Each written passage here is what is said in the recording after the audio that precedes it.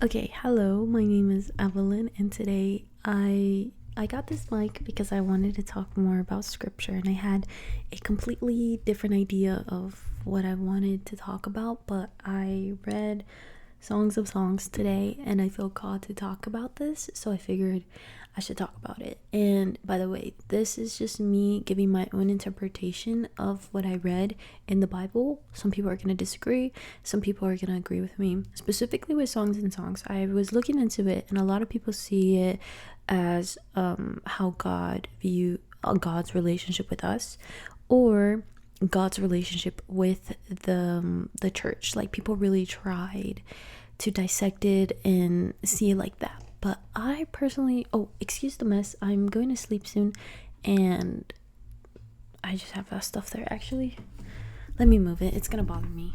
1 second.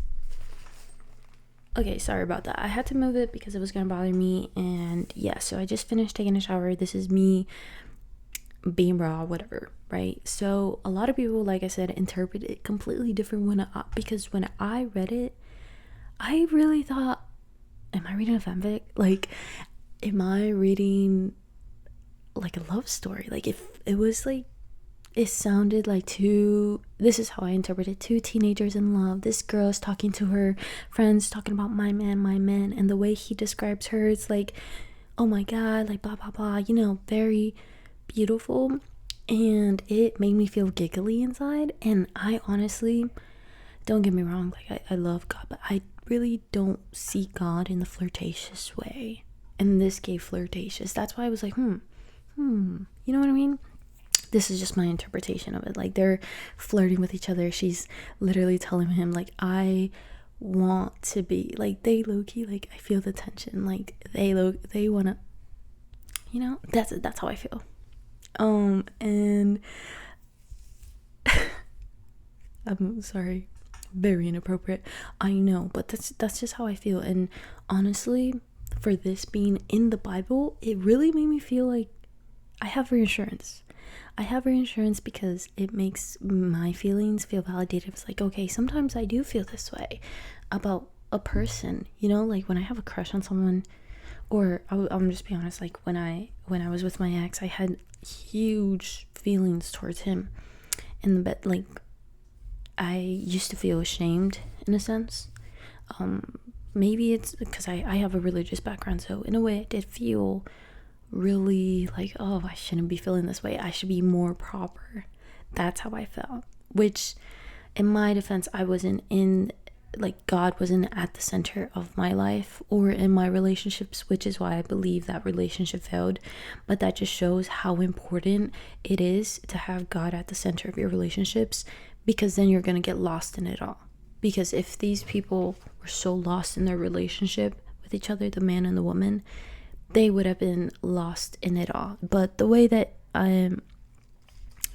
talk, it's literally a love song. I am my love's, and my love is mine. He feeds among my lilies. Like, isn't that so, the way that he describes her? And he doesn't describe her in like oh, she's hot. He describes her like, oh my god, you have goats in your hair. It's like, what? But I know that's like the slang from back in the day, and it's so romantic. Like, I don't know, I just see it as romantic. Okay. At the end of it though, it does bring up jealousy. For love is as strong as death. Jealousy is an unrelenting as Sheol. Love flames are fairy flames, an almighty flame. A huge torrent cannot extinguish love. Rivers cannot sweep it away.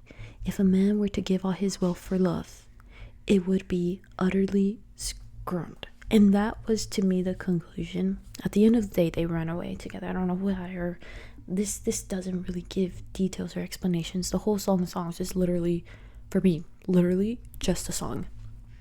A love song. Whatever, right? But that to me was really eye-opening, because in love is so powerful, but that makes it the most triggering part of life. Like, the most, like, I don't know how to explain it, but for example, one of the most people, the number one person that I love in my life, one of the number one people in my life, is my mother. I love her so much.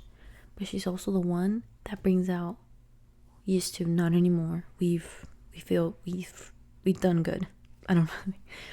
She's also the number one person who has gotten me the most angry, the most hurt. I've been hurt the most by her because she has been the priority in my love list, if you have a list. And once you are in a relationship, that becomes your somewhat a priority, right? Or your partner becomes, especially if it's your husband or wife, they become a priority, and they're also the number one person that could hurt you. And that's literally the reality of it. And I think that when he brings up jealousy, it's like, jealousy isn't it, love isn't jealousy. None of that is. If you look at the definition of jealousy, I'm gonna look back in my Bible, read that back. Oh, 1 second. So the definition of love is, this is a very common thing, so you probably already know this. It's, love is patient, love is kind, love does not envy, it is not boastful, it is not arrogant, it is not rude, it is not self-seeking, it is not irritable. Sorry, I'm not gonna say that correctly. You get the point. You know the verse. It's one of the most famous verses out there that people constantly use, even though they don't mean it. And so then jealousy is brought up, and I used to feel this way too, where it's like, okay, like I say I'm a loving person, but to the people I love the most, it's the people that I hurt the most, or the people that hurt me the most and make me feel jealousy, for example. That's because it's our weakness in a way, and if God isn't at the center of it, it's going to be consuming, and you're going to do the exact opposite of love.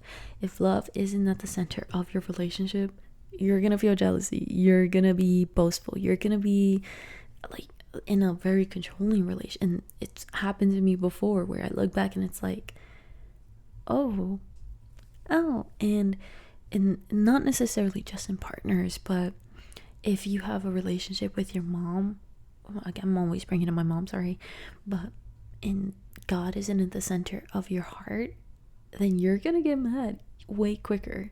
And I'm not in charge of my mom's relationship with God. I'm in charge of my own relationship with God. So I really had to put myself there and be patient and be like God. What would Jesus do? That's my motto. Like, what would Jesus do? Jesus will be kind. Jesus will listen to my mother even when she complains and stuff like that, and really have to sit with that. But I really thought Songs of Songs spoke to me because it's, it's normal to feel those emotions. It's normal to feel lustful feelings towards your partner and flirtatious feelings and all that excitement and all of that. But you have to have God at the center of your relationship, and you have to have God in the center of your world so that you can love freely and have those feelings freely. Because it would really suck if you had all these feelings towards someone that isn't equipped for you. You stepped out of the line, you stepped out of God's will for you, and it ends up hurting you. And that's happened to me before. And I look back, it's like, yeah, I've put myself in these positions where I've been wanting to love, where I've been wanting someone else to love me, and we tried our best at our own capabilities. Sorry, I said that incorrectly, but it was worthless without God in the center of it. And I see that now. And I'm excited for the future so that I can love more openly when it comes to relationships and have boundaries surrounded with God in the center. And it has changed my way of how I see life with friends and family. With friends too. I love my friends, and I've been treating them differently ever since I started reading the Bible. And none of my friends are Christians, so it's really difficult sometimes to spread the gospel with people who don't want to hear it.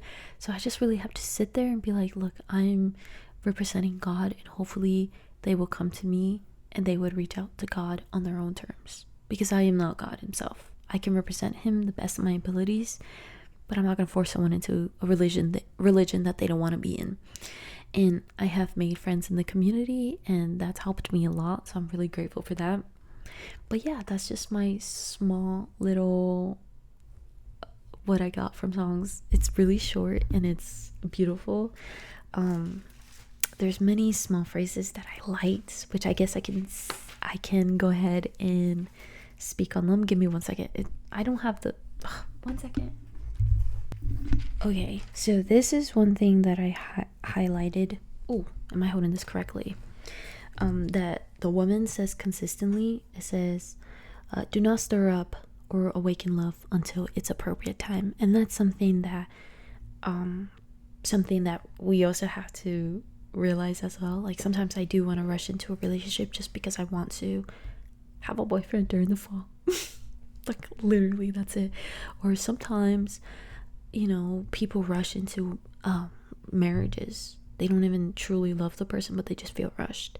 Or sometimes it's really, you like the person so much that you wanna have sex with them, you wanna do everything with them, and those feelings are valid, of course, but do it at its appropriate time. That's literally what she is continuously saying, and I think that's God saying, like, okay, it's okay to want to have sex. It's okay.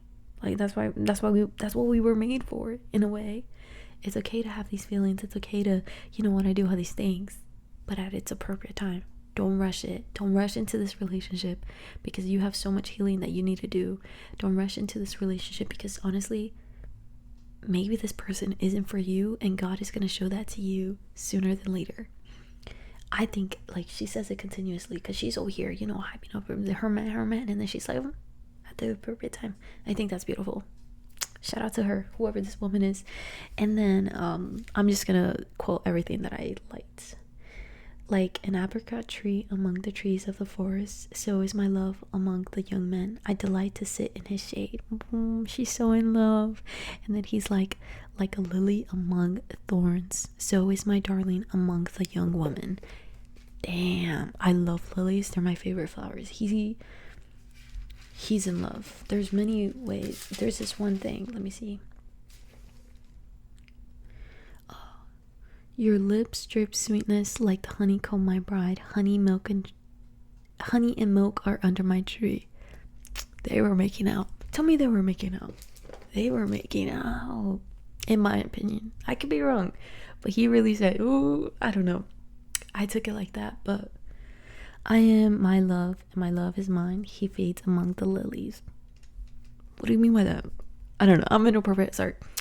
We don't know, but I do think that, like, it's him saying, like, oh, among everybody. I don't know. It's very beautiful. I think it's beautiful. I think it's romantic. I like this one too. This is where it's like, where he describes her body, when he sees, like, the curves of your thighs are like jewelry. The handiwork of a master, your navel, that's like your belly button. I switched it up. Is a rounded bowl. It never lacks mixed wine. What is he saying? Like, why is he describing her belly button? But, like, looky, eggs. Like, I think that's cute. But this is him describing her again. But my dove, my richest one, is unique. She is the favorite of her mother, perfect to the one who gave her birth. That's so cute. I mean, I'm such a, like, lover girl, so I think all of this is so beautiful when people describe each other in such a beautiful way. I can't wait to have my person and hopefully they describe my belly button in a beautiful way like that. Who is this who shines like the dawn, is beautiful as the moon, bright as the sun, all aspiring an army with banners? Okay, so to him I have become like one who finds peace. Oh, that one, I guess we'll end it off with that. Okay, so this is the woman. She says, I am a wall and my breasts are like towers. Okay, queen. So to him I have become like one who finds peace, and that is where we'll end it off. And I think that's the reality of it. I think that's something that the Bible constantly says too. When the Bible brings up relationships, people always misinterpret it. Well, everybody has their own interpretation, but I really do interpret it as like a woman brings a man peace. That is, in a way, her job. Not to stress him out, not to yell at him, not to criticize him, or not anything, but she's there to bring him peace. And the guy is supposed to, bring all the other stuff. But she's there for peace. And it's something that I'm trying to learn to be. I'm trying to be more of a peaceful person, which I think I am, honestly. But I'm working on it. I think I'm working on centering God in my life and in my relationships, not romantically only, but friendships, family, work, wake up in the morning, go to sleep, go to night. That's why, and then reading the Bible. I just started reading it. I'm kind of like reading it and looking at videos of people and podcasts and seeing their opinions and all of that. I'm listening to other people, but I'm also having my own discernment and seeing how I see it. And this is how I saw this specific scripture.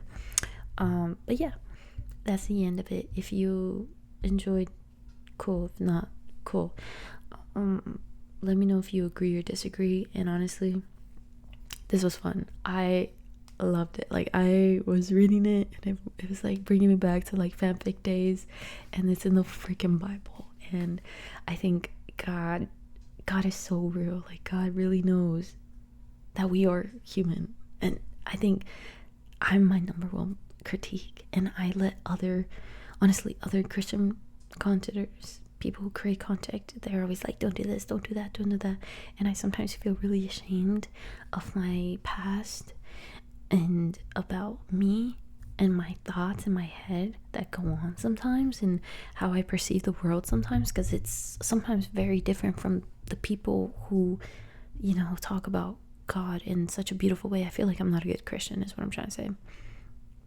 And then, like, God is really telling me, like, no, Ev, like, you are normal. You are a normal human being with normal feelings. And you just have to center me in your life, and things will work out. And you will slowly start acting upon my own accord. That's how I see it.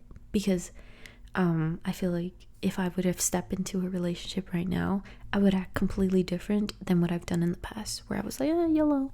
No, this time I would have more discernment, more control, because God is in the middle of it. And that is it. Thank you.